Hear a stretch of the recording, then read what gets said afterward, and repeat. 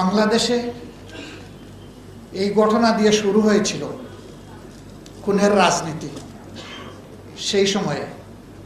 এরপরে এটা এসে শেষ হয়েছে 24 এবং তার রেশ উসমান হাদি পর্যন্ত অব্যাহত ছিল।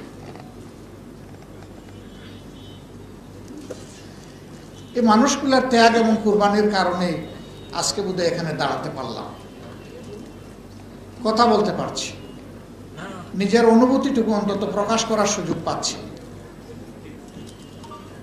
খুবই তৃপ্ত হতাম, কৃতজ্ঞ হতাম যদি এই শহীদ পরিবারগুলার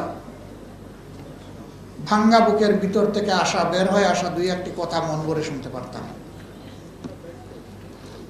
রমজানের দিন হওয়ার কারণে সময়ের সীমাবদ্ধতায় সম্ভবত আয়োজকরা এই সুযোগ দিতে পারেনি, অথবা আমরা এই সুযোগ নিতে পারিনি।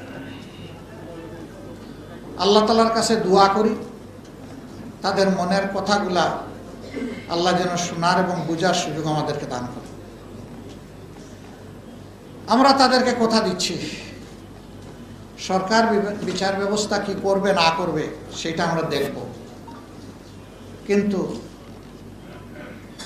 আমরা আপনাদেরকে আমাদের পরিবারের অবিভাজ্য অংশ মনে করি, আনসেপারেবল। আপনাদেরকে কখনো আমরা আমাদের হৃদয় থেকে সেপারেট করতে পারবো না। তারা আমাদেরকে ঋণী করে গিয়েছেন, তারা দেশের জন্য কমিটেড ছিলেন, জাতির দায়িত্ব নিয়ে তারা দায়িত্ব পালন করেছিলেন। গর্বের বাহিনীকে দুর্বল করার জন্য এ ছিল এক গভীর ষড়যন্ত্র। আমরা এই ষড়যন্ত্র উপলব্ধি করি এবং আল্লাহ তাআলা কোনোদিন সুযোগ দিলে তার সঠিক প্রতিকার করব ইনশাআল্লাহ।